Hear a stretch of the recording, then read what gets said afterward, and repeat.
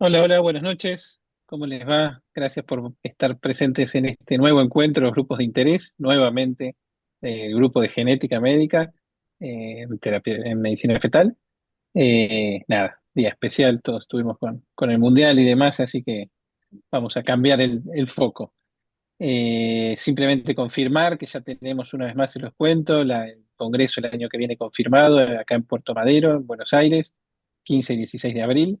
Reserven las fechas, va a estar espectacular y obviamente va a hablar de todos los temas como genética, que es lo que vamos a discutir hoy. Así que sin más, les doy paso a Laura y a Ivana y arrancamos cuando quieran. Bueno, muchas gracias por estar reunidos acá hoy. Como dijo César, del partido de hoy, a veces es difícil conectarse con la parte académica, pero vamos a tratar de que sea ameno y cumplir con el horario. Bueno, con Ivana le damos la bienvenida a esta nueva sesión de casos clínicos y hoy vamos a tener tres casos clínicos muy interesantes. Van a haber casos de ADN libre en sangre materna, un falso positivo y un verdadero positivo, y después un caso prenatal que se diagnosticó con un exoma y que cambió completamente lo que hubiéramos hecho en la etapa postnatal y la recepción del recién nacido. Bueno, para empezar va a hablar la doctora Silvina Cisterna sobre un caso de ADN fetal, de ADN libre en sangre materna que fue positivo para trisomía 21 y que resultó en un falso positivo. No lo estoy spoileando, sino es interesante ver lo que hicieron y cuál podría haber sido la causa. Bueno, Silvina, bienvenida y gracias por compartir con nosotros este caso. Bueno, muchas gracias por el espacio para compartir este caso. Te voy diciendo, Lau, para pasar las diapos. Dale. Siguiente. Se trató de una paciente que consultó derivada por su obstetra por un resultado de alto riesgo de trisomía 21 en el NIPT. Era una paciente de 41 años. Se trataba de su quinto embarazo. Había tenido un hijo sano con su actual pareja, tres abortos espontáneos entre sus 39 y 40 años. Eh, y este embarazo había sido un embarazo espontáneo y a la fecha de la consulta cursaba la semana 13.1. No refería antecedentes personales ni familiares de importancia. Siguiente. Adjuntaba al momento de la consulta el informe del NIPT que había informado positivo para trisomía 21, sexo masculino y una fracción fetal del 5%. En este reporte se especificaba el valor predictivo positivo, que era del 94.6%. Recordemos que estos informes contemplan la edad materna para poder calcular este valor. Siguiente. También ese mismo día se había realizado, o sea, el día en que había recibido el NIPT, había realizado la translucencia nucal, en donde ecográficamente no se mostraba ningún hallazgo relevante, una translucencia de 1, ductus normal, bueno, todos los marcadores estaban conservados. Los resultados de la beta libre y el PAP-A habían arrojado ambos 0,6 múltiplos de la mediana y el cálculo de riesgo para trisomía 21, 18 y 13 había dado bajo y en particular el riesgo ajustado para trisomía 21 era de 1 en 1064. Siguiente. Se recalculó el valor predictivo positivo teniendo en cuenta este riesgo ajustado de la translucencia en este calculador. Siguiente. Y el valor predictivo positivo fue del 51%, es decir, la probabilidad de que el embarazo estuviera afectado por trisomía 21, considerando su riesgo basal por el resultado de la translucencia, era del 51%. Siguiente. Sí, comparado con el 94% que se había reportado en el informe del NIPT, considerando únicamente la edad. Con estos resultados, entonces se realiza el asesoramiento genético, donde se repasan los alcances y limitaciones de los estudios que había realizado, se explica el valor predictivo positivo de trisomía 21 y se ofrece un estudio diagnóstico para confirmar o descartar esta neuploidía en el embarazo. Y teniendo en cuenta la edad gestacional, porque recuerden que estaba de 13 semanas, hablamos de dos opciones. Hablamos de hacer o una punción de vellosidades o una amniocentesis. En vellosidades, nosotros lo que hacemos es cariotipo, pero cultivo de largo plazo. Tenemos el cultivo de largo plazo, recuerden que es representativo, o sea, analiza el cariotipo del núcleo mesenquimático, que si bien es una línea distinta, es la que más se asemeja o la más cercana al cariotipo fetal. Y además, como este resultado demora alrededor de 3 4 semanas, ofrecemos QFPCR, que es un estudio rápido, molecular, de los cromosomas 21, 18, 13, X e Y, que nos permite evaluar el ADN que proviene tanto del mesénquima como del citotrofoblasto, pero nos arroja un resultado rápido en general a nosotros nos demora 72 horas, pero demora entre 2 días a 5 días, dependiendo del lugar. La ventaja de realizar la punción de vellosidades era la posibilidad de hacerlo de forma temprana, ya con 13 semanas, pero la desventaja era la posibilidad de detectar un mosaicismo que motivara realizar una segunda punción, una amniocentesis. La otra opción que se planteó es directamente esperar a realizar una amniocentesis. A partir de la semana 15-16 se pueden realizar con los mismos estudios, QFPCR y cariotipo, que sabemos que es el estudio de mayor precisión diagnóstica, eh, pero la contra que tiene es que había que esperar un poco más, hasta la semana 15. En este contexto, la pareja decide intentar realizar una punción de vellosidades coriales, por lo cual se cita, siguiente, en la semana 14.1.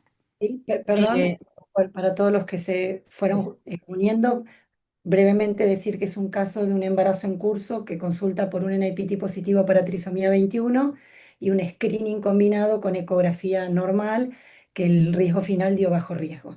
Y esto. Bien, gracias, Lau. La citamos para hacer una punción de vellosidades. Viene en semana 14.2. Se realiza una evaluación fetal, ecográfica, anatómica. Si bien era limitada por la edad gestacional, no se logró identificar ninguna alteración mayor. Y el corion era posterior, por lo cual no pudimos acceder para una toma de muestra vía transabdominal. Así que se recitó a la semana, con 15.2 semanas siguiente, Lau. Bueno, ahí hay algunas de las imágenes que tomamos el día de la ecografía. El bebé se lo veía muy bien. Y siguiente. En semana 15.2 de amenorrea se vuelve a realizar la ecografía. Otra vez, morfológicamente se observaba bien, no vimos ningún tipo de alteración. Siguiente. Siguiente. Estas son imágenes de la ecografía y se logró realizar la amniocentesis. Eh, Perdón, el fenotipo también por ecografía era masculino, ¿no? Coincidente con el informe del NIPT. Logramos hacer la amniocentesis y solicitamos en esta muestra QFPCR y cariotipo. A las 72 horas recibimos el resultado de la QFPCR que dio normal, lo cual, honestamente, con la edad de la paciente, bueno, nos llamó bastante la atención. Dio normal. Con este resultado se le explicó a la paciente que no se había identificado una trisomía 21, que entonces lo más probable es que el embarazo no tuviera trisomía 21, si bien cabía destacar que la QFPCR tiene la limitación de no poder identificar mosaicismos de bajo grado, o sea, menores al 15-20% pueden no identificarlos. Esperamos 3 semanas hasta recibir el resultado del cariotipo completo, que fue normal también. En 20 metafases se observaron 46 cromosomas masculinos, XY, por lo cual fue un cariotipo normal. Se reportó el caso en el laboratorio donde se había realizado el NIPT para la revisión y la respuesta que obtuvimos fue que la muestra presentaba una baja fracción fetal, que había sido, recuerden, del 5%, pero que todos los datos lograron superar sus controles de calidad, que se revisó otra vez la muestra y que volvieron a observar una elevación del cromosoma 21, por lo cual, digamos, ellos seguían considerando que esa muestra había sido consistente para trisomía 21 en el NIPT. Siguiente. En el seguimiento de este embarazo se realizó el scan fetal en semana 22, que fue normal, con un crecimiento acorde, percentil 50, luego una ecografía en semana 28, junto con un ecocardio, que continuaba en un percentil acorde, percentil 43, con anatomía normal, ecocardiograma normal. Siguiente. Sus controles obstétricos fueron sin complicaciones, con el crecimiento fetal continuó estando en un percentil normal y nació por cesárea, una cesárea electiva en semana 39. Siguiente. Y el recién nacido fue un niño de 3 kilos 300, de 39 semanas, con un examen físico normal. Y al día de la fecha sigue siendo un bebé fenotípicamente normal. Siguiente. ¿Cuáles son las posibles causas de la discordancia, ¿no?, entre el NIPT y el cariotipo fetal? Las tres hipótesis que surgieron fueron un mosaicismo confinado a la placenta, un mosaicismo fetal de bajo grado o un gemelo evanescente. Respecto al mosaicismo confinado a la placenta, es una línea celular trisómica que se encuentra en la placenta, pero que tenemos un feto cromosómicamente normal. Esto no lo vamos a poder saber en este caso porque no disponemos de muestras placentarias para poder realizar estudios citogenéticos. Sin embargo, si las tuviéramos, tampoco nos cambiaría la conducta, por lo cual no hay una recomendación de testear placenta, salvo como para evaluar el motivo por el cual se dio este falso positivo, ¿no? Pero bueno, clínicamente no nos cambiaría. La otra opción es que sea un mosaicismo fetal de bajo grado, es decir, que existe una población celular fetal con trisomía 21 en una proporción inferior al límite de detección de los estudios que hemos hecho. Esto no se puede excluir digamos, completamente con los estudios diagnósticos normales, pero tenemos un bebé que es normal, por lo cual tampoco se le solicitó un cariotipo, ¿sí? Y por último, el gemelo evanescente, es decir, la presencia que inicialmente este embarazo haya sido doble, que uno de los sacos se haya detenido de forma muy temprana y que ese saco detenido haya tenido una neuploidía, en este caso una trisomía 21, que haya motivado la liberación de este ADN en la sangre y que eso haya sido el motivo por el cual el NIPT dio positivo. En este caso, no se ha detectado ecográficamente, su primera ecografía fue en semana 9, no se evidenció un segundo saco gestacional, pero bueno, tampoco puede descartarse. Siguiente. Esta es una imagen que muestra un poco el tema del mosaicismo, ¿no?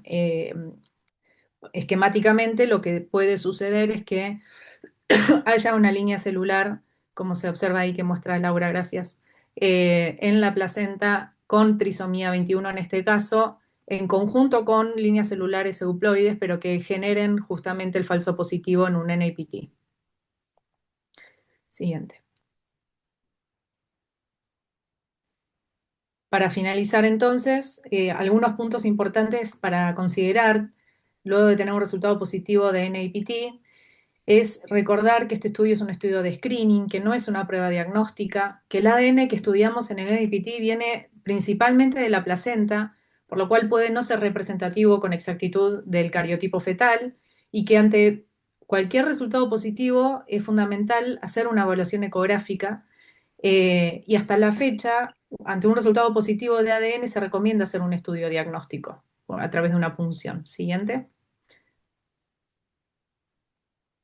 Hay diferentes causas de resultados discordantes entre NIPT y cariotipo fetal que consisten, por ejemplo, en mosaicismo confinado a la placenta. En particular, para trisomía 21, esto es infrecuente, se describe una frecuencia del 2%. Esto puede ser más común para trisomía 13 o monosomía del X. Otra causa es gemelo evanescente, anomalías cromosómicas maternas que pueden estar o no en mosaico. Es poco frecuente también para trisomía 21, pero es más común cuando aparecen anomalías de cromosomas sexuales en el NIPT. Otra causa son las neoplasias maternas. Son más probables cuando vemos monosomías de autosomas o anomalías cromosómicas múltiples y raras por NIPT. Otras causas de falsos positivos tienen que ver con problemas técnicos, incluida una baja fracción fetal, errores estadísticos o errores humanos también. Siguiente. Y si bien la amniocentesis tiene la mayor exactitud diagnóstica, una vez que, no sé, cuando tenemos un resultado en APT positivo, podemos igual utilizar una punción de vellosidades coriales considerando la posibilidad de encontrar un mosaico que motive una segunda punción, es decir, o sea, hacer una amniocentesis. Si hacemos una vellosidad y encontramos un mosaicismo, no debe considerarse confirmación de un resultado positivo de NIPT. En estos casos se recomienda realizar una amniocentesis. Si el cariotipo en líquido amniótico es normal, como sucedió en este caso, la probabilidad de mosaicismo de bajo grado de trisomía 21 fetal existe, pero es muy baja. Y en este contexto, perdón, la ecografía y el asesoramiento genético es fundamental para guiar las decisiones, y también es muy importante el asesoramiento previo a la realización del NIPT para poder dar lugar a que se entienda cuáles son los alcances y cuáles son las limitaciones de este estudio. Así que bueno, muchas gracias. Bueno, muchas gracias, Silvina. La verdad que es un caso interesante porque, digamos, es poco frecuente el falso positivo de trisomía 21, porque el estudio, el NIPT, es un screening que funciona muy bien, pero nosotros en CEMIC tenemos otro caso de trisomía 21 falso positivo. No sé si alguno quiere comentar o compartir algún otro caso falso positivo. Pero bueno, el mensaje, como con cualquier otro cromosoma, es ante un resultado positivo del NIPT, primero la evaluación del paciente, que es el feto, con una ecografía normal, el valor predictivo positivo es extremadamente alto. En este caso, la edad materna también hacía pensar que podía ser un verdadero positivo, pero con ecografía normal, bueno, recordar esto, que existe la posibilidad de un falso positivo. Y como decía Silvina, acá el intríngulis siempre es qué hacer, si vellosidades o líquido, ¿no? Y obviamente siempre lo ideal es el líquido amniótico, que son células descamadas de la piel del bebé y gastrointestinales, pero el tema es que hay que esperar a semana 16 y estos diagnósticos son precoces, y encima las semanas del cultivo. Entonces recordar que cuando uno, sobre todo con el cromosoma 21 o el cromosoma 18, cuando uno hace un estudio de vellosidades coriónicas y estudia el largo plazo, digamos el mesénquima por un cultivo de largo plazo, y uno no encuentra un mosaicismo, o sea, es línea pura con trisomía 21 o 18, bueno, es diagnóstico también similar al líquido amniótico. Y vos, Silvina, querías comentar algo de la QFPCR también, que hay Sí, que diferenciar si es QF de vellosidad completa o de mesénquima, ¿no? claro, en ese caso lo mismo, permite, si hay, a ver, se puede hacer una QFPCR en donde se obtenga el ADN de la mezcla de células que provienen, eh, que dan información respecto al mesénquima o al citotrofoblasto, que esto también puede arrojar un resultado positivo para una anomalía cromosómica que en realidad no vamos a poder establecer si se trata únicamente de la placenta o del feto, o una QFPCR donde se procese previamente y que sea más representativa del mesénquima, que esto va a hablar más claramente del componente cromosómico fetal, ¿no? Eso es importante conocer qué es lo que se realiza en el laboratorio que uno trabaja, ¿no? Con el que uno Ujú. trabaja. ¿Puedo Y decir algo? Sí. sí, Perdón. No, perdón, me parece espectacular el caso, me parece súper importante que discutamos esto, lo que acaba de decir Laura y todo lo demás, pero es interesante cuando vos presentaste, Silvina, dijiste la QFPCR vino normal, lo cual me llamó la atención o no llamó la atención. Yo diría, Sí, ¿por qué? Vos partías de un riesgo de 1 en 1000 y este ADN te subió 1000 veces, o sea que ya tenías un 50 y 50, y encima le hiciste una ecografía buenísima, que se veía todo perfecto. O sea que lo más probable era que fuera normal eventualmente, o si querés 50-50. Pero, ¿no? Digo, porque todos tenemos en la cabeza ADN positivo, uy, debe ser positivo. No, este caso justamente ejemplifica eso, pero está bueno que aún presentándolo, ¿no? Decimos, me llamó la atención. Lo más sí. probable, por los números que mostraste vos, era 59, 51, 49, pero después hicimos una ecografía recontra normal. O sea Sí, que, César, nada, pero es que es así. Yo realmente con este caso me estresé, porque dije, Todos se me nos fueron las estresamos. muestras, fue la única punción del día, fue la única muestra que recibió el laboratorio ese día, pues empecé a pensar que realmente, o sea, si bien el valor predictivo positivo era del 50%, en mi mente realmente yo creí que me iba a encontrar con un positivo, mujer de 41 años, NPT positivo para trisomía 21, digamos, o sea, ese Epa. 90%, yo sé, pero bueno, Perdón, y que el realmente laboratorio te llamó para decirte que nunca habían tenido uno. ¿Te sí, acordás de eso claro, también? Metió presión, laboratorio metió presión claro. también. está bien. Sí, pero no repitió en una nueva muestra. No, de no, no, no. NIPT no El iban a. laboratorio. Acá algo muy importante en relación a la QF PCR que decía acá Silvina es que para diferenciar muchas veces un mosaico placentario de una trisomía fetal, tener por lo menos un marcador trialélico es muy orientativo de una trisomía fetal por sobre un mosaico placentario en vellosidad, ¿no? Que en líquido, si son trialélicos disómicos no hay problema. Pero bueno, un dato menor, pero que nos orienta cuando tenemos una trisomía placentaria con eco normal. Eso es muy importante. Acá algo importante sería saber también si esta paciente realizó un NIPT en el primer embarazo. Porque nos ha pasado que si fuera una duplicación materna, cada vez que haga un ADN fetal va a tener un falso positivo para T21. Entonces es importante descartar que no haya una duplicación materna para evitar pruebas invasivas innecesarias si la eco es normal, o sea que eso también es importante.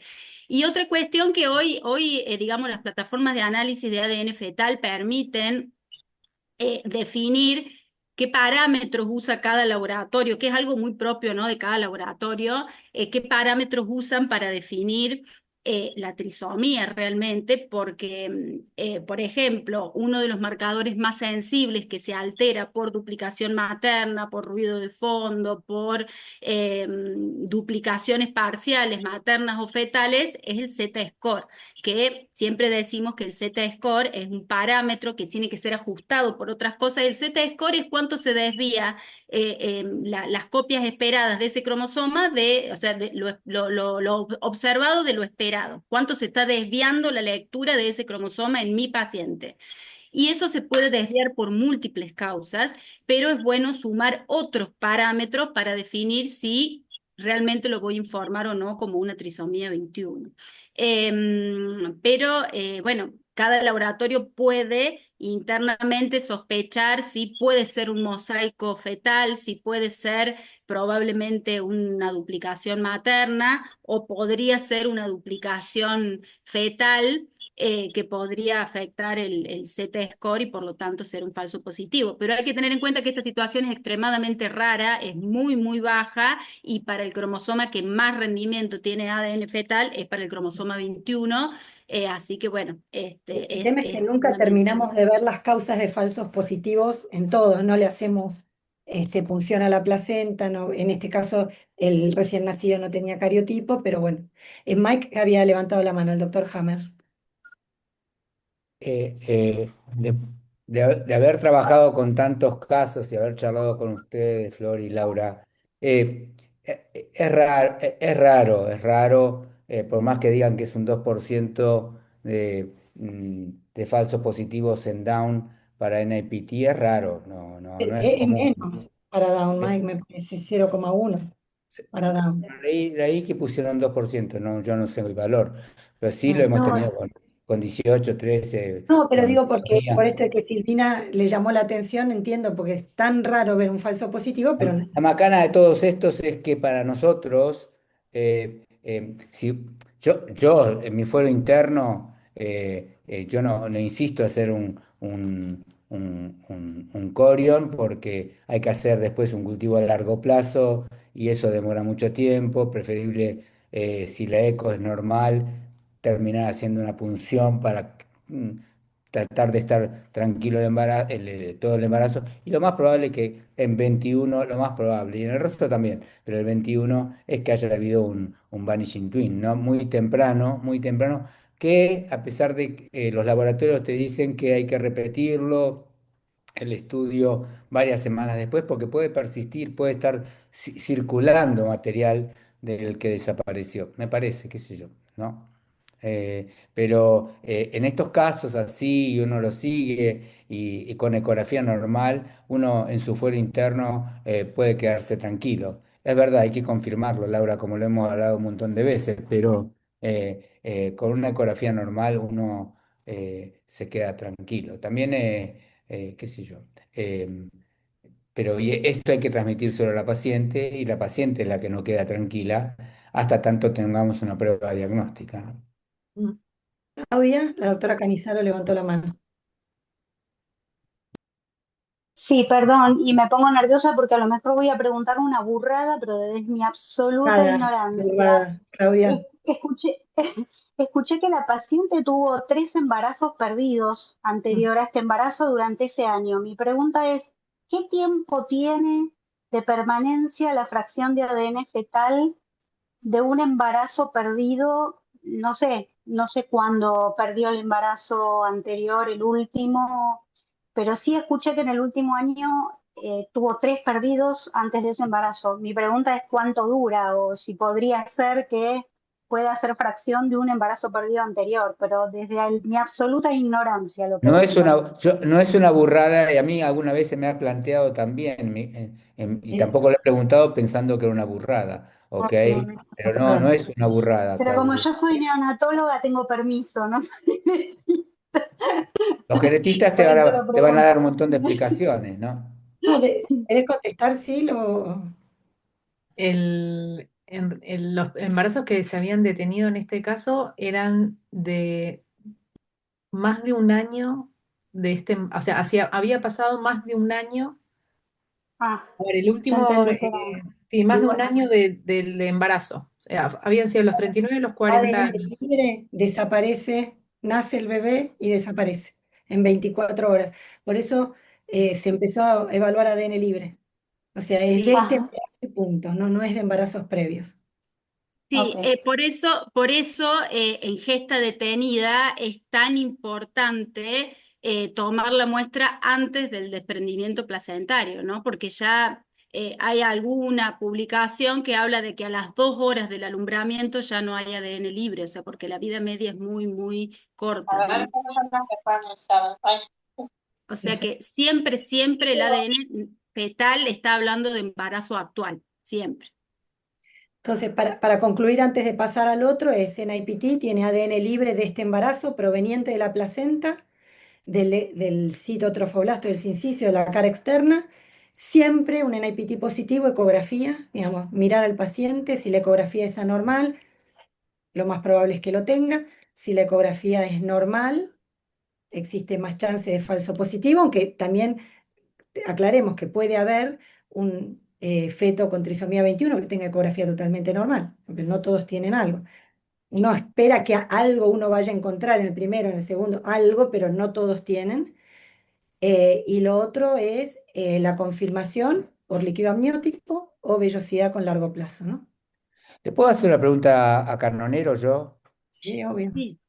¿Por qué ustedes tienen resultados positivos en embarazos que se detienen 8 semanas y con fracciones fetales mucho más bajas?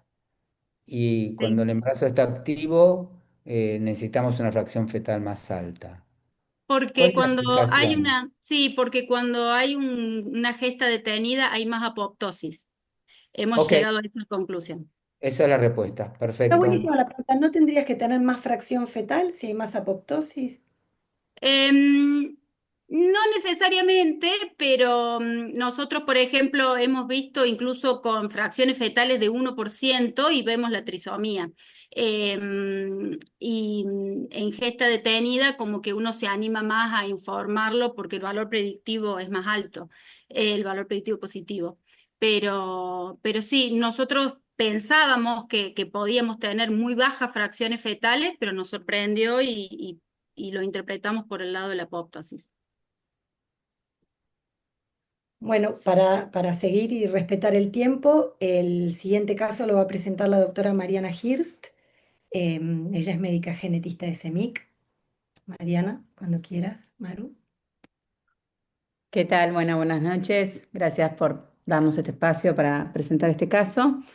El siguiente caso es una paciente de 37 años que venía derivada de Alemania, evaluada ya en Múnich, cursando un embarazo de 24 semanas con un diagnóstico de un síndrome de corazón izquierdo hipoplásico. Es una pareja cursando con un primer embarazo, una pareja no consanguínea que no tenía antecedentes personales ni familiares de importancia. La siguiente. Ella aportaba un screening combinado del primer trimestre 11-14 de bajo riesgo, en donde tenía una translucencia nucal de 1,6 para un CRL de 63 y hueso nasal presente. A su vez también aportaba un NIPT de bajo riesgo también, con un panel completo, extendido. Siguiente. Y aportaba estas imágenes junto con un informe, una ecografía de allá, en donde lo que informaban era una hipoplasia aórtica y del ventrículo izquierdo, junto con una hipoplasia del arco aórtico y displasia mitral. ¿Querés pasar al siguiente? Bueno, estas eran las imágenes que ella traía.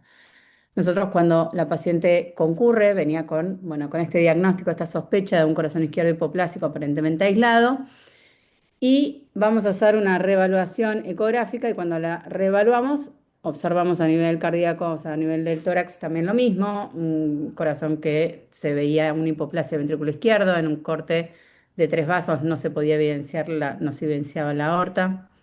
Siguiente, la que sigue. Pero cuando fuimos a evaluar a nivel del abdomen, lo que veíamos era que habían dos imágenes líquidas en donde no podíamos identificar si el estómago estaba a la derecha o a la izquierda, si había una dilatación intestinal.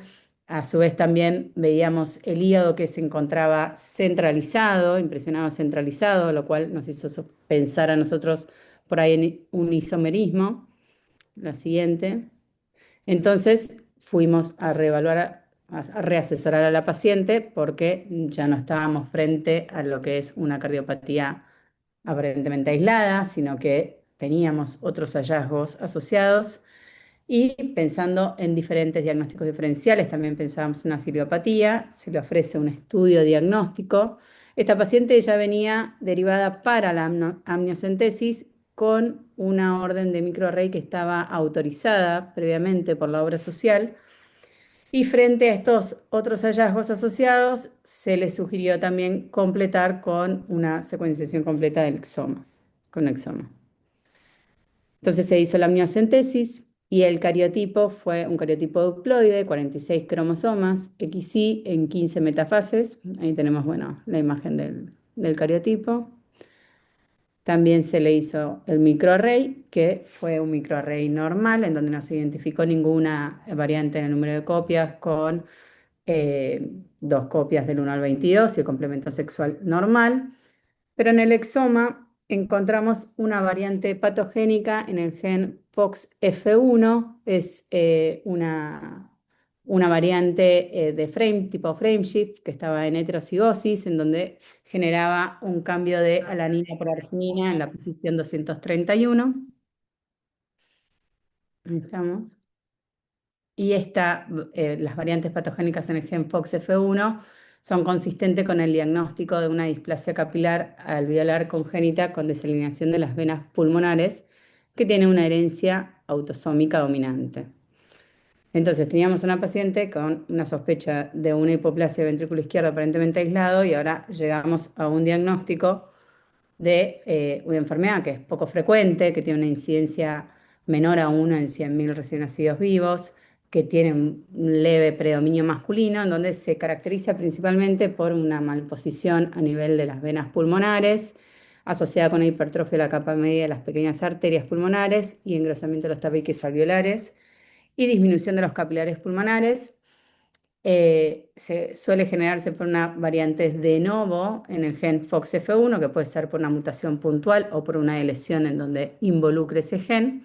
Y al día de hoy todavía el gold estándar para el diagnóstico de esta patología es la biopsia pulmonar. En el 95% de los pacientes nacen a término con un peso y un Apgar normal, pero suelen desarrollar síntomas respiratorios durante las primeras 24 horas de vida, con dificultad y cianosis secundaria a una hipertensión pulmonar y alteración de intercambio gaseoso que no responden a los tratamientos. Cerca del 80% de estos pacientes suelen tener malformaciones asociadas. Dentro de las malformaciones descriptas están algunas gastrointestinales, como puede ser malrotación intestinal, atresia esofágica, fístulas traqueoesofágico, atresia anal. Bueno, también pueden tener manifestaciones geniturinarios y a su vez también cardiovasculares, dentro de los cuales están descriptos también el síndrome del corazón izquierdo hipoplásico, bueno, obstrucción del tracto de salida izquierdo, comunicación interauricular, canal AB, entre otros. El pronóstico en estos casos es muy desfavorable, es letal, la mortalidad es cercana al 100%, la mayoría de estos pacientes fallece por insuficiencia respiratoria y bueno, suelen presentar los síntomas los primeros 24 horas, dentro de las primeras 24 horas de vida y suelen finalizar dentro de los primeros días o semanas de vida. Hay algunos casos donde hablaron sobre un trasplante pulmonar, pero son muy pocos casos expuestos y reportes de casos que no llegaron. Y respecto del diagnóstico prenatal, la realidad es que es una patología que al día de hoy todavía el diagnóstico, el gold standard sigue siendo la biopsia pulmonar, no tiene hallazgos ecográficos específicos que hagan sospechar puntualmente de una displasia alveolo-capilar, salvo si uno ve por ahí en una resonancia fetal una disminución del volumen pulmonar, pero es muy, muy específico. Pero llegar a un diagnóstico prenatal, como fue en este caso, nos permite a nosotros poder asesorar de manera temprana o sea, una enfermedad que es letal para que la paciente pueda tomar decisiones eventualmente durante el embarazo. Esta paciente decidió continuar con el embarazo, sabiendo todo lo que implicaba. Tuvo una cesárea a las 36 semanas por una ruptura prematura de membrana. Tuvo un recién nacido que pesó 2,50 kilos con un Apgar 7,8 y un capurro para 36 semanas. Fue a internación conjunta con la paciente y le hicieron cuidados compasivos y falleció a las 16 horas de vida. Y está pendiente por el momento la segregación de la variante en los progenitores. Entonces, es interesante en esta paciente cómo llegó con un diagnóstico de una hipoplasia del ventrículo izquierdo, un corazón ventrículo izquierdo hipoplásico que tiene un tratamiento y luego llegamos a un diagnóstico letal, el cual cambia todo el pronóstico posterior.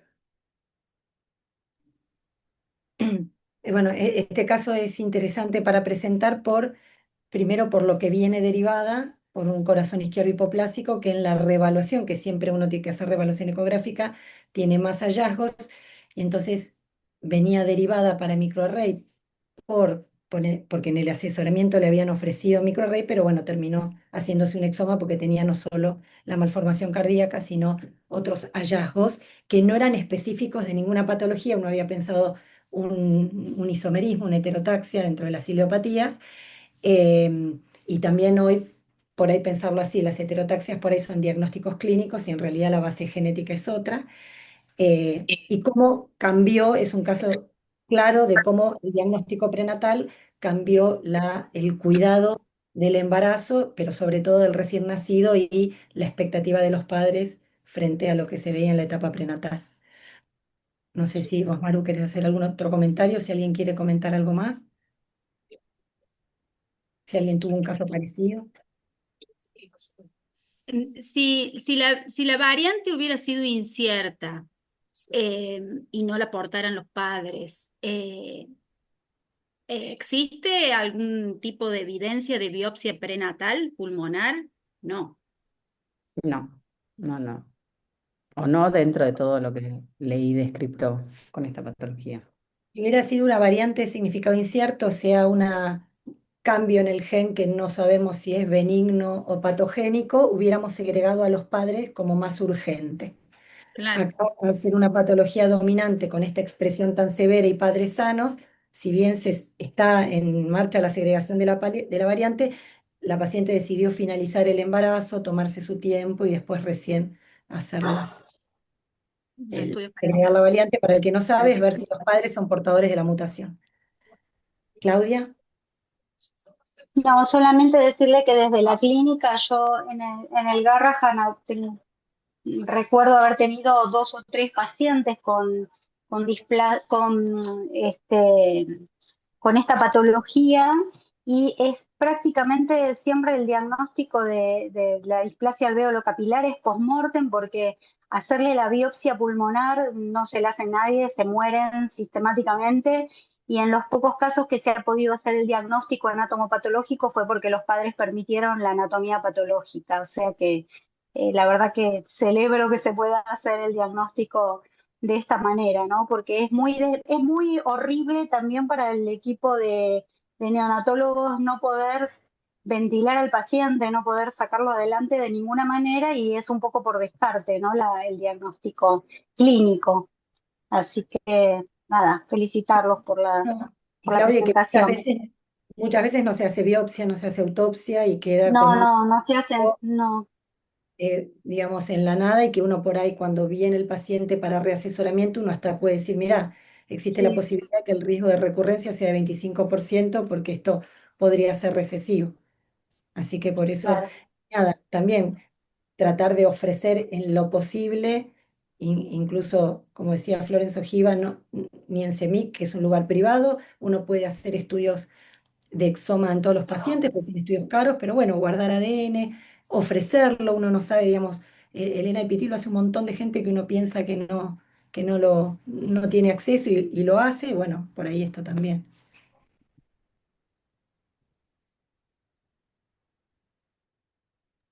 Maru, ¿vos querés hacer algún otro comentario? ¿Alguien quiere hacer algo más? ¿Alguien tuvo algún otro caso? Claudia, el Legui, bueno, no está conectado, pero el doctor Leguizamón había tenido un caso sin diagnóstico y que nació y, y falleció en estas circunstancias que es horrible porque es por este, hipoxemia. Ujú. Nosotros también tuvimos uno, ¿no, Lu?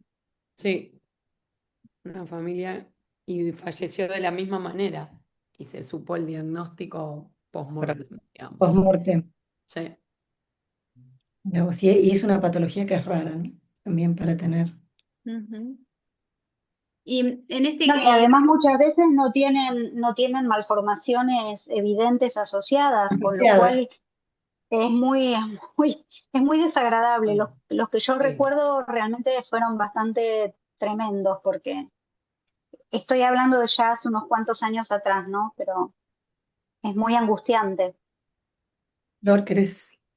No, lo único que yo quiero decir como mensaje es, está claro hoy que un recién nacido muy complicado, que uno asume que por ahí se va a morir, ofrecer un estudio genético es de indicación. En las neos de todo el mundo es como de primera elección, no solo para saber qué pasó, sino para saber riesgos de recurrencia para esa familia. Si en este caso los padres no tienen nada, que es lejos lo más probable, porque la mayoría de las veces son de nuevo, lo que uno le dice es, puedes buscar un embarazo y lo más probable es que esté bien. Ahora, si vos no sabes la causa, no lo podés asesorar de qué es lo que le va a pasar en un futuro embarazo. Y es algo que está como medio que se deja pasar, ¿no? El estudio genético en neonatología es muy importante tenerlo en cuenta, aunque sea sacarle sangre, extraer ADN, y después ves qué haces con la autopsia, ves qué haces con la evolución. Sí, hoy en día eso en general en las terapias se hace. Lo que pasa que en los medios públicos, o sea, cuando no hay recursos es mucho más difícil, ¿no? En general Flor, a veces toca gente que no tiene recursos, pero sí por lo menos sacar una muestra y guardarla para y una eventuales muestra de estudios sangre y futuros, ¿no? congelarla. Sí. Y Sí, otro sí. tema es que esto no sea, porque si no tiene autopsia, no tiene nada, tuvo un problema en el parto. Fue un parto difícil. No, Entonces la no, culpa es sí, del obstetra. Digamos, claro. además, como segunda cosa, ya que tenemos mucha gente que también hace obstetricia, pensarlo, ojo con esto, porque eso también es algo importante cuando uno ve que la cosa parece complicada, el parto fue complicado, o tuvo un forceps, y ya nadie quiere tener un Obvio, forceps, si el chico tiene una complicación y es genético, no tiene nada que ver ni el forceps, no tiene nada totalmente. que ver el parto. Entonces me parece que también es un mensaje para que nada, por lo menos estemos atentos a que esto se puede hacer y uno dice es carísimo. Bueno, pero el ADN también es carísimo y cada vez más gente se lo hace, que uno piensa que no se lo puede hacer. Entonces es cuestión de que se meta en nuestra cultura que los estudios genéticos están disponibles. Y no tener miedo a ofrecer la autopsia también, ¿no? Exacto. Acá hay un comentario que dice Grosa Maru. En la columna paciente de 16 semanas, creo que vino Sí, porque y si es alguno de estos embarazos una termina sin acá. autopsia es un Tengo fracaso mamá, nuestro, no, ¿no? ya expliqué todo. No sé si le querés escuchar más. Sí, a ver, escuchamos. Es igual, Y es si le decimos, no, por favor, Ay, claro, hay alguien hablen. ¿Quién hablando. habla? Hola, Marina, ¿todo bien? Ahí, Hola, Tengo ahí que llamar la, a vos después de las 8, ¿no? ahí ¿Está la- bien? Ahora ahí la trato de silencié, Para silenciarlo. perfecto, la terminar, silencié. la doctora Canonero, ¿querés compartir vos, sí, sí, Ivana, yo o comparto. va a Comparto. compartir otro caso de NIPT muy interesante?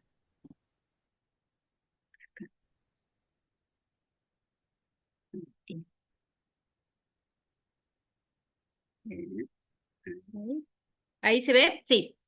Bueno, este caso es muy interesante porque fue sumamente complejo el asesoramiento y la idea es presentarlo en la forma en que fuimos recibiendo los resultados y las conclusiones a las que íbamos llegando y los interrogantes que se nos plantearon hasta que se pudo, digamos, resolver, pero para reflexionar y discutir el alcance y las limitaciones de cada una de las técnicas y lo fundamental del rol del citogenetista y el asesoramiento genético en estos casos. Es una paciente joven, 29 años, una pareja sin ningún antecedente relevante, primer embarazo, una screening del primer trimestre totalmente normal, solamente hicieron ecografía, no hicieron marcadores bioquímicos, con un bajo riesgo para las aneuploidías 21, 18 y 13, pero como no llegaron a hacer el screening bioquímico, querían hacer un screening completo, entonces su obstetra le indicó el panel básico de ADN fetal para 21, 18 y 13 y no se detecta ninguna anomalía total, pero sí se identifica una anomalía parcial en el brazo corto del cromosoma 18, una trisomía 18P. Todo el resto normal, una muy buena fracción fetal, ¿sí? De 13,28 para 17 semanas, donde era una trisomía que involucraba todo el brazo corto. El punto de corte incluía parte del brazo largo, pero después viéndolo bien en detalle es el centrómero, en realidad sigue siendo el centrómero, la región Q11, Q11.2, pero veíamos un resultado de una trisomía 18 parcial que involucraba el brazo corto en una paciente con una screening totalmente normal, en donde, bueno, todos los parámetros internos que nosotros evaluábamos no hablaba en absoluto de una trisomía 18. Esta es una gráfica muy visual donde nosotros vemos cada uno de esos puntos celestes, son lecturas que mapean en el cromosoma 18, donde lo que se ve en rojo es todo el brazo corto, donde hay un exceso de lecturas del cromosoma 18, o sea que eso nos habla de este rango de trisomía solamente limitado al brazo corto, donde todo el brazo largo se veía dentro del rango normal. Donde había, este es una gráfica de las CNVs, siempre hay CNVs en ADN fetal, lo que pasa que tenemos que definir ciertos parámetros para ver qué se va a informar y qué no se va a informar, por eso no es recomendable indicar microdeleciones y duplicaciones a todos los pacientes y es muy importante explicar los falsos positivos y también los falsos negativos de CNVs en ADN fetal. Bueno, la cuestión que de estas tres CNVs, la del cromosoma 18, la primera columna, bueno, es 1, 2, 3, después el número cromosómico porque justo está cortado, la columna que sigue es de dónde hasta dónde es para definir si es todo el cromosoma, si es el brazo corto, si es parcial, qué región involucra.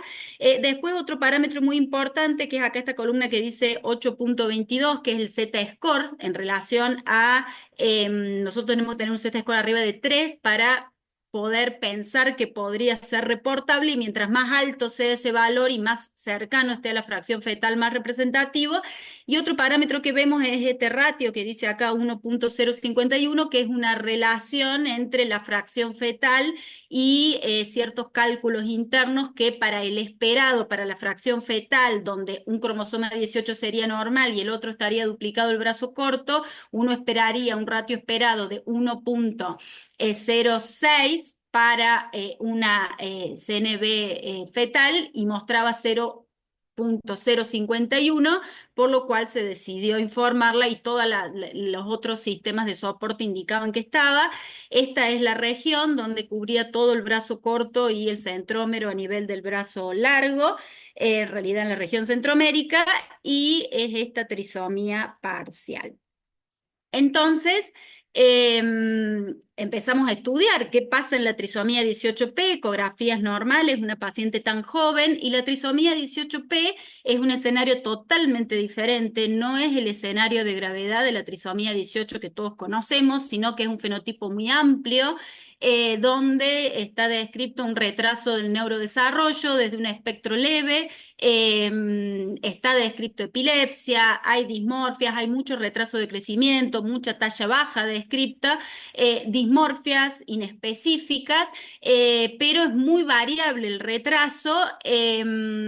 Hay algunos casos más graves, descriptos más severos, pero son los menos, y hay casos de pacientes asintomáticos silentes de diagnóstico en la adultez. O sea que es sumamente complejo el asesoramiento, donde no encontramos descripción de casos prenatales con hallazgos ecográficos.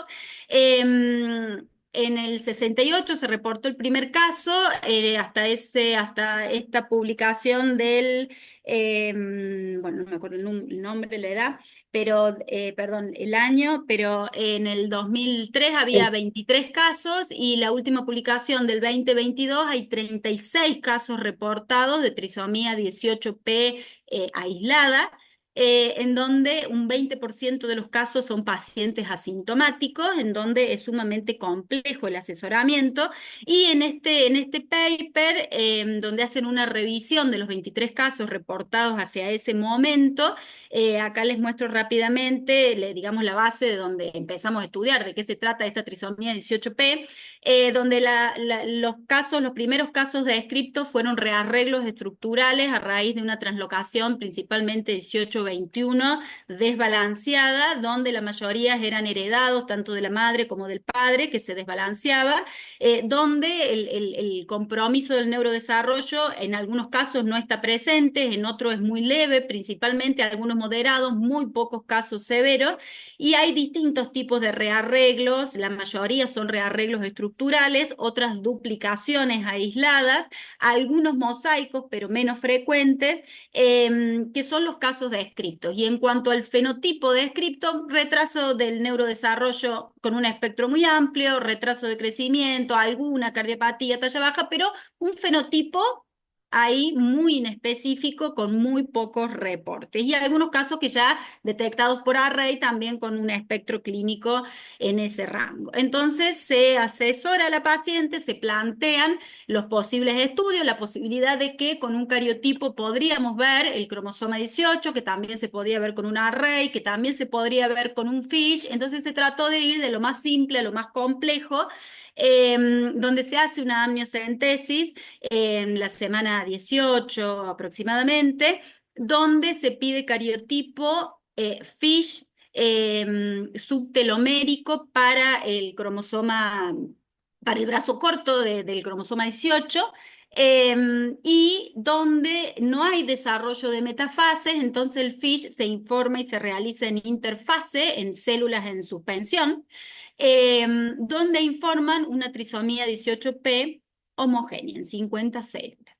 Entonces, el cariotipo no hubo desarrollo de metafase, se había pedido poder conservar cultivo, líquido cultivado para array, no se pudo realizar array, entonces con esto uno va dando esta información a la paciente de que el ADN fetal informaba que en la placenta se veía una trisomía aparentemente homogénea, y en el líquido amniótico se confirma que está la trisomía 18P por FISH, pero no sabíamos si solamente involucraba el brazo corto, si todo el brazo corto, porque este FISH es en la región subtelomérica del cromosoma, en la parte más distal del cromosoma.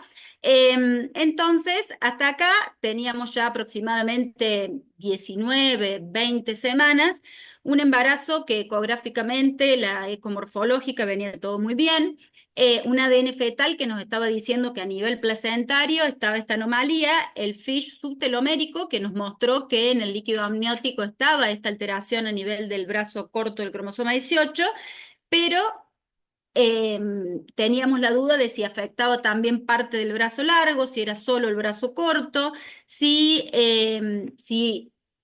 este diagnóstico realmente afectaba o no al feto, y si lo afectaba, en qué espectro clínico, qué parámetro podíamos tener para poder darle a los papás un asesoramiento de un comportamiento clínico, y la verdad que no teníamos absolutamente nada, y veíamos cada vez más reportes de que podía ser asintomático. Entonces se plantea una nueva prueba invasiva, y ahí se plantea, bueno, ¿qué hacemos en esta? Porque esperábamos muy ansiosamente el cariotipo para definir si era solamente el brazo corto, si era un rearreglo estructural o no, qué tipo de rearreglo podía ser, si era homogéneo o no. Bueno, entonces se plantea, bueno, una nueva amniocentesis, y qué prueba hacer en esta amniocentesis. Lógicamente que nosotros queríamos ir a la REI para acortar tiempo, para definir bien qué región y poder hacer una correlación genotipo-fenotipo en esa duplicación y poder ver en qué espectro estábamos, pero dijimos, bueno, es la última oportunidad, sí que se hizo biopsia corial, se hizo líquido amniótico, y se plantearon y se discutieron las distintas técnicas de qué pedir, si pedir QF, si esperar el tiempo que demora el array, ver qué posibilidades teníamos. Entonces fuimos viendo los alcances y limitaciones de las distintas técnicas. Entonces teníamos biopsia corial, entonces mientras se procesaba el nuevo cariotipo en líquido amniótico,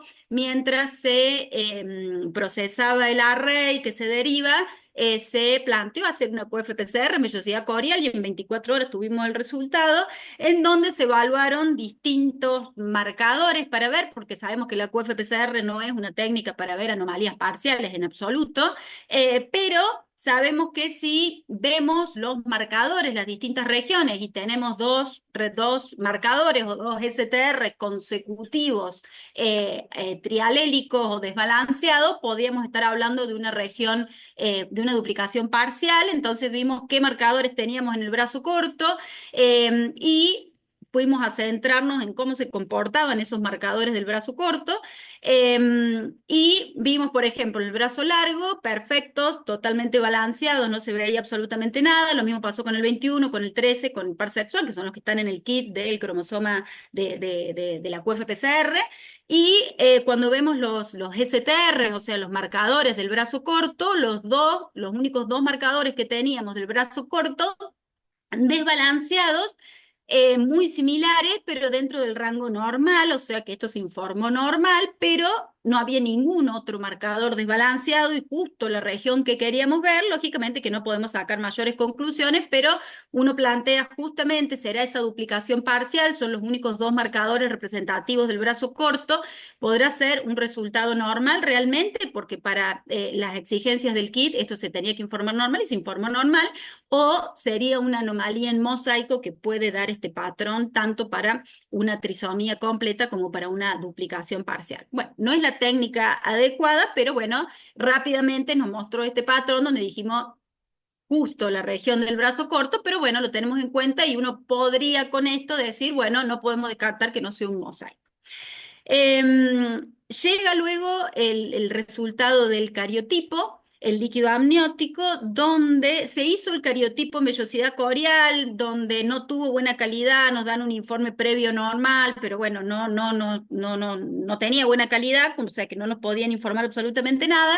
Pero nos informan este cariotipo, nos muestran el análisis, y se ve en el par cromosoma, en el par 18, un cromosoma 18 normal, que es el de la izquierda, y el de la derecha, un cromosoma 18, donde el citogenetista interpreta como una deleción. Nosotros estamos buscando una duplicación del brazo corto del cromosoma 18, se ve como una deleción, pero hay impresionan que hay como satélites que no deberían estar ahí en el cromosoma 18, o sea que uno sospecha que podría ser un rearreglo estructural claramente, donde el cariotipo nos informan que está en mosaico esta alteración, donde por un lado hay una línea celular donde falta este brazo corto del cromosoma 18, y por otro una línea celular normal, ¿sí?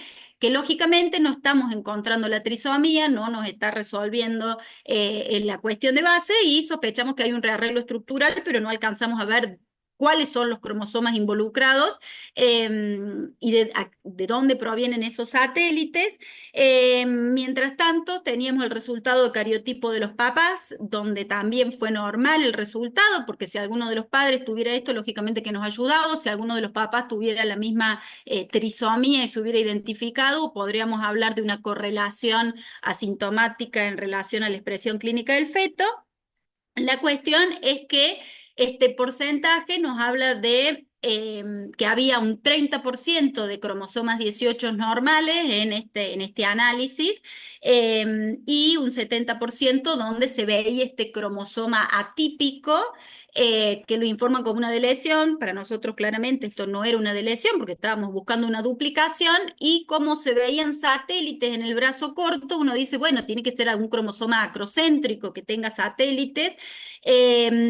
Veíamos en algunas metafases el 21 muy atípico, pero nos informan un resultado, este resultado del cariotipo, que no explicaba la trisomía 18, pero claramente había un rearreglo estructural que involucraba el 18.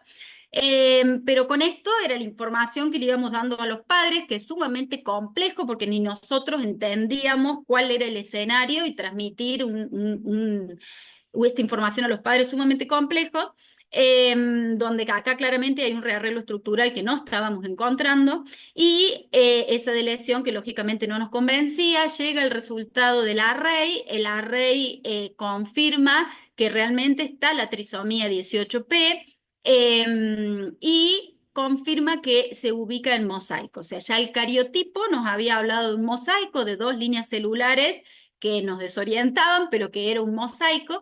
El array nos termina de confirmar que la trisomía era solamente del brazo corto. El array también nosotros queríamos ver si había un rearreglo estructural desbalanceado, si había una deleción de alguna otra región que pudiera estar involucrada, una región terminal, y no informan ninguna otra CNV más que de la duplicación del brazo corto. Y es un mosaico que tampoco nos informan en qué porcentaje se ubica el mosaico, tampoco nos informan puntos de corte, pero era todo el brazo corto. Aproximadamente 15 megabases, ADN fetal había dicho 19 megabases, estábamos ahí. 120 genes involucrados en la duplicación, informada como patogénica, descrita en la bibliografía como patogénica. Cuando uno ve en distintas bases de datos, ninguno de estos genes tiene triplo sensibilidad, o sea que por sí misma la duplicación de algunos de estos genes hay una correlación directa con el fenotipo, pero al ser un síndrome de genes contiguo, uno interpreta que la deleción de múltiples de estos genes simultáneamente afectarían en la expresión clínica del neurodesarrollo, donde hay autismo, retraso del desarrollo y distintos fenotipos, pero este array confirma lógicamente que hay un mosaico. Después nos informan más tardíamente, hace muy poco, que aproximadamente es de un 20% esa línea trisómica en lo que representa el ADN del paciente. Entonces hasta acá tenemos la evolución del embarazo, se veía en algunas cuestiones muy específicas, pero no había una afección ecográfica, una evolución de un embarazo sin otra sintomatología. El cariotipo en líquido amniótico nos decía que era un mosaico, pero esa región del brazo corto del cromosoma 18 obviamente que estaba en otra región, porque estar estaba, pero no estábamos viendo dónde estaba. Pero no era una deleción, era un derivado del cromosoma 18, o sea, un 18 modificado por un rearreglo estructural. El array que nos dice que realmente hay una trisomía en este porcentaje, un 15, un 20%, entonces se sospecha lógicamente un rearreglo estructural. ¿Dónde está la región trisómica? Era nuestra gran incógnita. Nuestra gran duda también era algo que si nosotros interpretábamos que los padres tenían un cariotipo normal, pero si en el feto no estábamos definiendo dónde estaba la trisomía, ¿hasta qué punto podemos decir que ese cariotipo de los papás es normal? Pedimos alta resolución y no tenían alta resolución. Entonces se siguieron extendiendo vidrios, se mandaron a otros citogenetistas los vidrios, se analizó en profundidad y se empezó a ver que de dónde provenía ese rearreglo. Acá vemos acá arriba, este es un cromosoma 18 normal, acá vemos acá abajo el cromosoma 18 donde no vemos el brazo corto, pero hay unos pequeños satélites en otras fotos.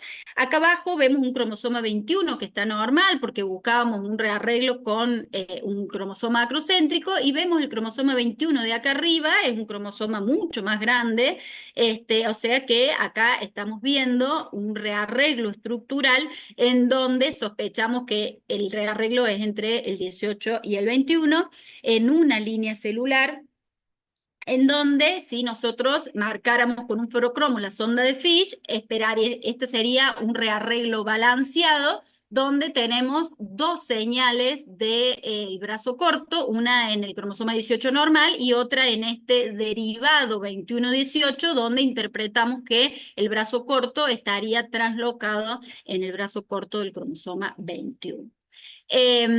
Y bueno, esta es la fórmula cromosómica de este derivado del cromosoma 21, que es lo que en el cariotipo vimos reflejado en ese 70% que nos habían informado como de lesión, ¿sí? Que en realidad no es una deleción, sino que es un rearreglo 21-18, y es el derivado del 21 donde está la duplicación del cromosoma 18, en realidad no es una duplicación, una translocación, y hay otra línea celular que representa el 30% del material, en donde vemos acá arriba un cromosoma 18 normal, acá abajo otro cromosoma 18 normal, bien abajo un 21 normal, y acá arriba en el medio un 21 con las mismas características del 21 de la metafase anterior. Entonces acá tenemos, si nosotros hiciéramos una sonda de Fish, tenemos las dos copias del brazo corto, y la tercer copia del brazo corto se ubicaría a nivel del derivado del cromosoma 21. Entonces,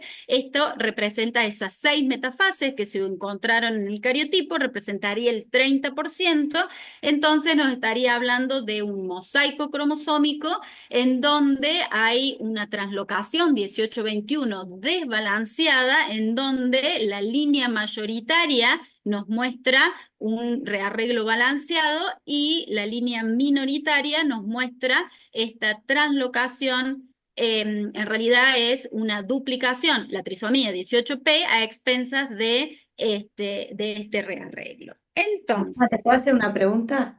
sí, Esto es el líquido amniótico. sí, Ahora, lo que no se explica es esa deleción, porque vos sí. tenés dos 18 normales y un pedazo de 18 pegado al 21, que sería lo que te estaba sobrando en el NIPT y en el FISH y en el array y en todo lo que Sí. sobraba, pero lo único que no explicás es el cariotipo con la deleción. Claro, porque en realidad se interpreta como una deleción, pero no es una deleción, es el derivado del 18, porque este cromosoma 18 que está acá no es la mejor foto, pero es donde se veía bien el cromosoma 21. En otra foto se ven bien los satélites del cromosoma 18, o sea que esto no es una deleción del cromosoma 18 como se interpretó y se reportó, sino que es un derivado del 18 translocado con el brazo corto del 21, y acá no es que está la deleción, sino que está el bracito corto, los satélites del cromosoma 21, o sea que es un rearreglo estructural balanceado. Entonces ahí, si bien nosotros recibimos un informe de deleción, está incorrectamente informado, porque no sería una deleción, sino que es un derivado del 18 a expensas de un rearreglo estructural. Que vamos a ver que hay otros casos que sí tienen deleción. Entonces, se hace el FISH, ¿sí? Después de esta extensión, se hace el FISH 18p, ahora sí en metafase, pero todas las metafases son tetraploides, o sea, todas tienen 4 veces el número haploide, pero aún así, en estas metafases tetraploides, esta tetraploidía es in vitro, porque en el cariotipo no se informa, vemos el mosaico. O sea, hay metafases como estas, que es la misma, pero con distintos filtros. Acá vemos 6 señales donde estarían los 218 y el 21, y los 218 y el 21. O sea, es para ver que no sea un isocromosoma, porque esa era la otra sospecha, de que podía haber 2 señales juntas y que fuera o una duplicación en tándem o que fuera un isocromosoma del 18. Acá nos está mostrando este patrón que nosotros habíamos dibujado acá con nuestras fluorocromos. Entonces, se ven dos líneas celulares, una con 6 señales, siempre son tetraploides, 6 señales, y otras con 4 señales, que es la línea disómica. O sea que el FISH, si bien no tenemos de buena calidad, es lo que se pudo obtener. Entonces, ¿cómo explicamos este evento?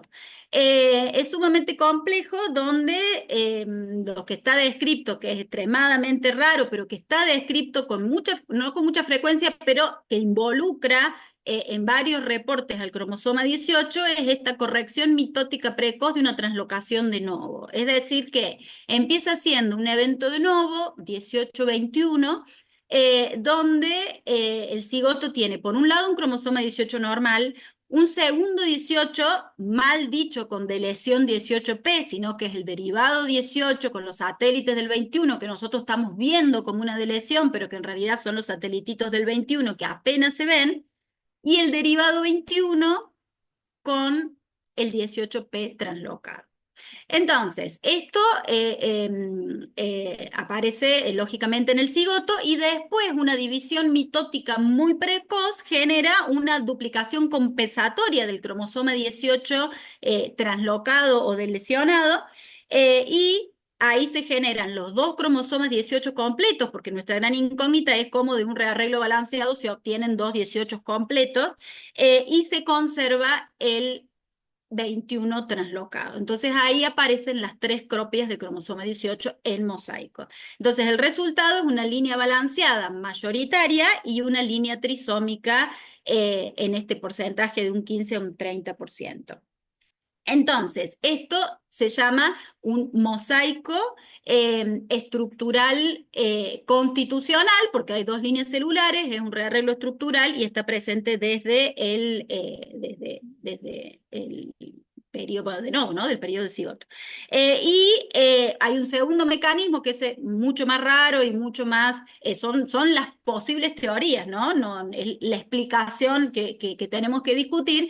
Y el segundo mecanismo es que inicialmente haya sido trisómico, con dos cromosomas 18 normales y este derivado entre el 18 y el 21, y que luego se produce un rescate, ¿no? Con pérdida de una copia duplicada, y se obtiene, a partir de esa trisomía completa inicial, se obtiene el mosaico donde una de las líneas está balanceada. Entonces, cuando uno ve en la bibliografía qué explicaciones, si hay casos reportados, este es del 2003, pero hay uno también del 2016, en donde hay rearreglos estructurales en mosaico que involucran el cromosoma 18 y el cromosoma 21, donde en este caso era una paciente con infertilidad, pero hay casos con alguna cuestión del neurodesarrollo, donde pueden aplicar este mosaico estructural, el mosaicismo estructural constitucional, como un factor, o sea, un mecanismo, una teoría que permite explicar la ocurrencia de este evento extremadamente raro. Cuando tenemos que completar el asesoramiento, porque con toda esta información poder darle bajarlo al paciente para que el paciente pueda definir hacia dónde avanzar, uno sigue viendo publicaciones. En este caso es una tetrasomía 18p a partir de una madre que porta una trisomía 18p.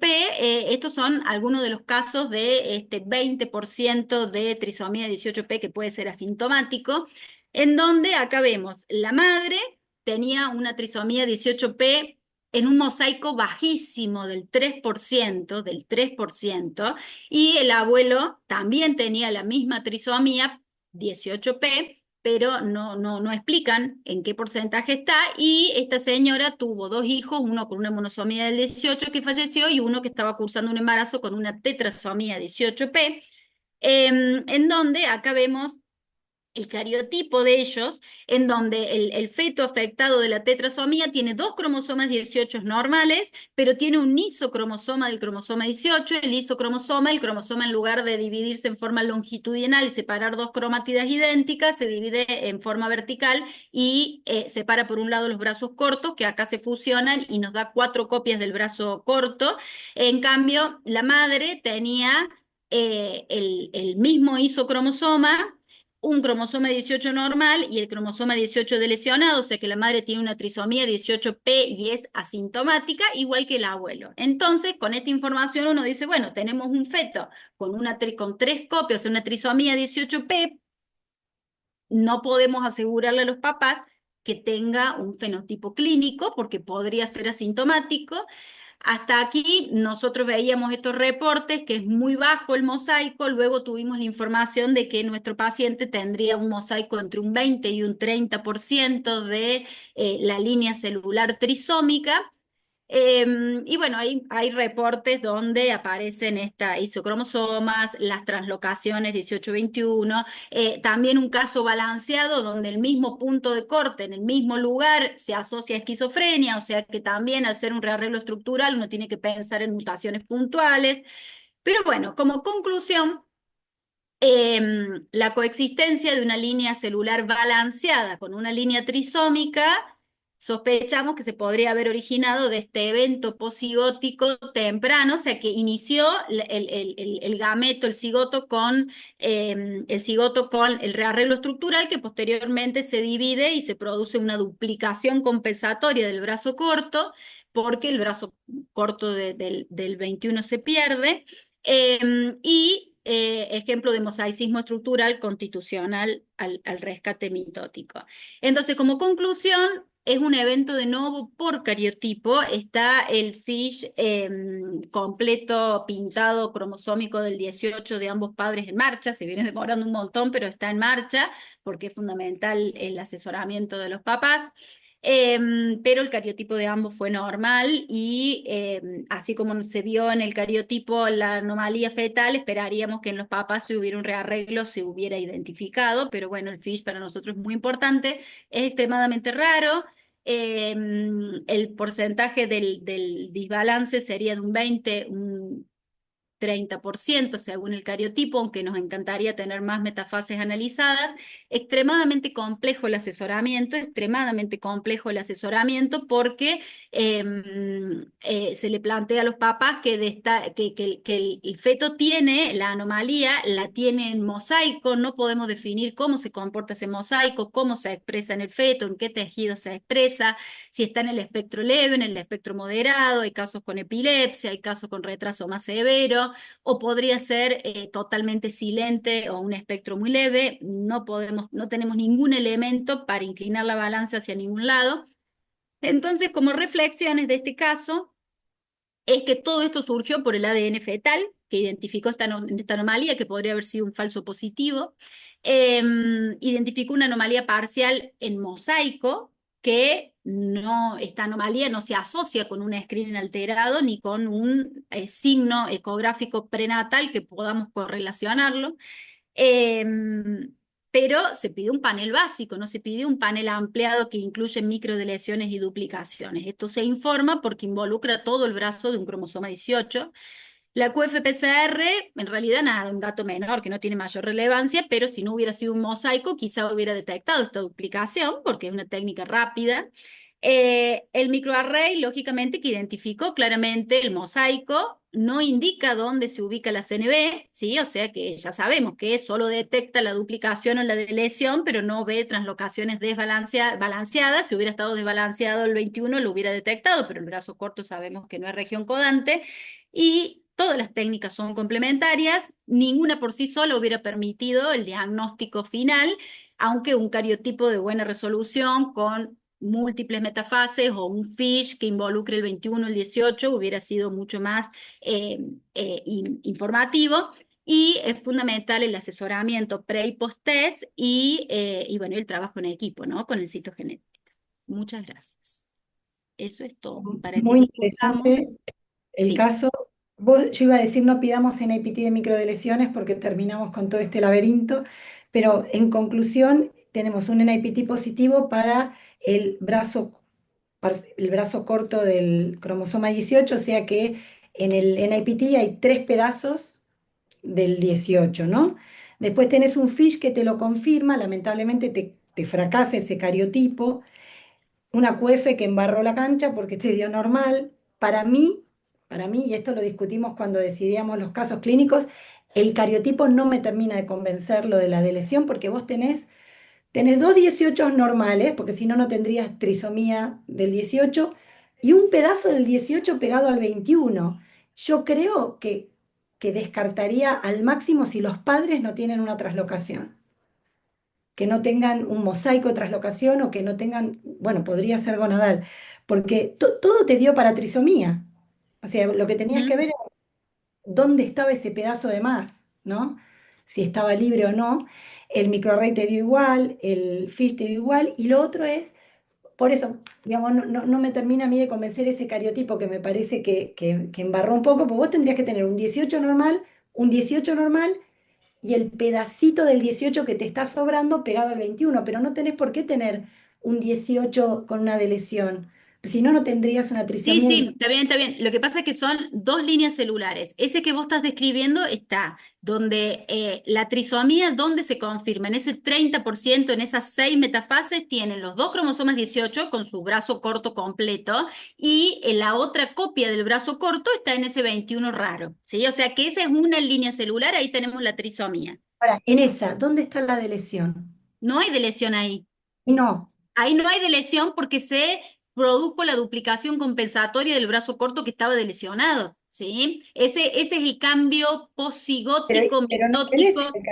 en el cariotipo, Sí, digamos, sí, sí, ¿dónde en el está? cario hay dos líneas celulares. En 6 metafases se ven los dos cromosomas 18 perfectos y se ve el 21 raro. Y ese 21 raro que tiene la copia extra del 18. Ahí está la trisomía. Esa trisomía que no veíamos está ahí pegada en el brazo corto del 21. Y es lo que el FISH muestra después con 6 señales. Pero por otro lado, la línea mayoritaria del 70% muestra un 18 normal, un 18 de lesionado, que en realidad no está de lesionado, sino que tiene los bracitos cortos, los brazos cortos, los satélites del 21, y ese segmento, todo el brazo corto de ese 18 se pega en el 21. Entonces, esa línea celular en el 70% donde vemos de lesionado está balanceada. O sea, lo que le falta al 18 está pegado en el 21, y ahí el FISH muestra un resultado disómico, y ese es la línea celular balanceada. Entonces ahí sí, decimos, sí, está delesionado, pero en realidad no está delesionado, está pegado en el cromosoma 21 y no lo estamos viendo. No, lo entendí ahora, perfecto. O sea que esa línea que ven en el cariotipo, que la dijeron como única, Como única, exactamente, claro, exactamente, porque informaban 6 metafases normales, 46XY. Sí, perfecto, porque se ven los dos cromosomas 18, pero no estaban viendo el exceso de información en el brazo corto del 21. Entonces, ese cariotipo está mal informado, que lo pusimos a propósito porque fue la información que recibimos. Teníamos que informar al paciente que había una trisomía y estábamos recibiendo una deleción. Entonces, más nos embarraba la cancha, pero bueno, ahora cuando uno tiene toda la información, dice, bueno, podemos hablar de otro lado. Pero sumamente complejo. Esto es un caso muy cariotipo atípico. Sí, el sí, no. cariotipo de los padres es único y de confianza. Yo le Es haría fish único y a no los es de padres. confianza. Es único y no es de confianza. Está el fish del 18 pintado cromosómico, que lo estoy esperando, no sé, hace Eso. un montón de tiempo, pero no, no hay nada de confianza. Pero Para va lo- a ser muy importante, porque Habría mi que gran ver si los miedo. padres. Sí, mi gran miedo, sinceramente, es que esta, o sea, la madre no la tiene a la trisomía si no lo hubiéramos visto por ADN fetal, o sea, la madre podría tener la translocación balanceada, pero línea trisómica No, en la para madre mí no lo que hay, tenés que descartar es que alguno de los padres no tenga la no traslocación tenga la 18, trisomía, exactamente. no la Entonces, trisomía, la traslocación. claro, por eso, si alguno de los padres tuviera la translocación, y voy a tener que hacerle una array a ese padre para ¿Por ver qué? que aparte de la translocación no tenga la trisomía, que no tenga el mosaico desbalanceado del feto. Ese sería el Ah, escenario no, donde, por qué el feto va a heredar las dos células? Para mí lo que tenés que buscar es una traslocación en los padres y después el feto hizo la duplicación compensatoria. O sea, Claro, pero padre sí le es, haya que el sí. padre tenga un evento rarísimo, que es una traslocación y una duplicación, y que el feto herede las dos cosas, traslocación es como más complejo, Es ¿no? mucho más raro, pero ese caso que vimos de la tetrasomía, el abuelo le dio a la madre el mosaico de la trisomía 18p. Está bien que era un isocromosoma, es otro escenario, ¿no? Pero es una forma de un mosaico heredado. Eh, pero por eso nos falta la patita de los papás y en el medio, sí, Flor. No, lo que yo quiero decir es que esto termina siendo demasiado complejo para lo que el objetivo de estas charlas me parece a mí, porque son casos poco frecuentes con errores diagnósticos, porque hubo un error diagnóstico en el cariotipo, y que me parece que entonces se complejiza el escenario. El punto es, un ADN detectó algo que eventualmente con estudios genéticos lo podemos llegar a encontrar, hay que saber cómo interpretar los estudios genéticos, que no siempre es lo que queremos tener y lo que podemos hacer, pero bueno, son cosas que no son las más frecuentes, digamos. Me parece que el mensaje tiene que ser eso, siempre hay que tratar de tener un laboratorio de confianza y si uno tiene dudas se pueden repetir los estudios genéticos de cariotipo porque el cariotipo es operador dependiente. Entonces me parece que como mensaje tiene que ser ese porque si no me parece que es como demasiado complejo. Me da la sensación a mí para el público que no hace genética, no está en un laboratorio. El tema está así, y es un feto que es muy difícil de asesorar. A mí me parece que el mensaje también es, ¿Cómo terminó? claro, ¿qué pasó? ¿Lo tuvo al chico o no? ¿Nació? No, a la semana 25 decidió interrumpir el embarazo. Interrumpió el embarazo. Porque otra de las cosas es difícil el asesoramiento cuando te encontrás con algo que puede no ser nada o puede ser grave. Entonces me parece que los mensajes son un poco eso. Es un asesoramiento complejo, con estudios genéticos complejos. Los estudios genéticos a veces pueden tener errores.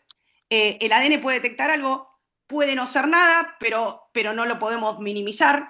Y hay estudios más certeros como el array, que ciertas cosas te permite y ciertas cosas no. Después el origen de lo que pasó es un poco ya más resorte del genetista, me parece, y del laboratorio, ¿no? Ujú. Sí, sí, totalmente. ¿Y el ¿Alguien? estudio del bebé que dio No, no, el no. feto? Sí, sí, por eso, esto es todo del feto líquido amniótico. Postnatalmente No, no se tomó. no se No, estudió postnatalmente. no, Para mí lo que va a definir ahora es el el estudio de los fish papás. de los padres. Sí. O sea, ver si Y, los padres tienen... sí, y siempre estuvimos muy limitados en el asesoramiento porque los papás necesitaban saber si iba a estar afectado o no y en qué complejidad iba a estar afectado y es una respuesta que al día de hoy no la tenemos. Incluso con el resultado de los papás tampoco la tenemos. O sea, es un ejemplo en donde eh, por más que confirmes Blanco una negro. anomalía prenatal, no lo podemos. O sea que tenés Se un va a expresar. asesoramiento con un 70% de células normales con la traslocación y un 30% de células con trisomía 18p que no tiene un fenotipo exacto, que no es que sí o sí va a estar afectado y más en mosaico. Vos lo estás viendo esto en líquido amniótico, no sabés cómo es sangre, no sabés cómo es el cerebro, pero bueno, el asesoramiento fue complejo seguramente, pero algo de esto de afección del fenotipo hubo que comunicarle porque de hecho la paciente decidió interrumpir el embarazo. Totalmente. Así Sí. que bueno, no sé si alguien quiere hacer algún comentario o alguna pregunta. La verdad que este sí es un caso complejo que lo resuelve Ivana con todos los estudios complementarios disponibles y tratando de Con un llegar, montón de gente colaborando, porque no, y tratando de llegar a hablábamos la con, conclusión para darle a los pacientes digamos, el diagnóstico más preciso, porque por ahí otro hubiera dicho, listo, trisomía P, terminamos acá, eh, o mosaico normal, y no, y fue tratar de hacer un estudio y otro para tratar de llegar a una conclusión para que el asesoramiento sea lo más preciso con una ecografía normal, ¿no? Por eso también como en conclusión es que los NIPT, si bien uno dice es un análisis de sangre, listo, te sacás, es un estudio no invasivo, a veces tiene sus complejidades que llegan a variantes de significado incierto, ¿no? Como en todo. Y que el asesoramiento con ecografía normal, uno analiza el feto, al paciente, con ecografía normal el asesoramiento es muy difícil. Bueno, muchas gracias a todos. Si nadie tiene otra, gracias a Maru, gracias a Silvina, gracias a Ivana, a todos los presentes que se conectaron hasta tan tarde después de un partido. Hay muchos en el Mundial, muchos que se están yendo a congresos y acá preguntan, ¿y el riesgo de recurrencia a la pareja no se puede informar todavía sin el resultado del FISH que están esperando? No. No. Así que sí, bueno, el resultado diera normal, lógicamente, que es un evento de nuevo, el riesgo es sumamente bajo, pero bueno, es fundamental con toda esta experiencia de casos asintomáticos en portadores, esperar ese resultado. Perfecto. Bueno, muchas gracias. César, ¿querés decir cuándo es la próxima reunión de casos clínicos? Si te La acordás. ponemos en las redes, porque ahora no me acuerdo, pero la Listo. ponemos en las redes. Listo, bueno, gracias. Saludos. Gracias. Gracias.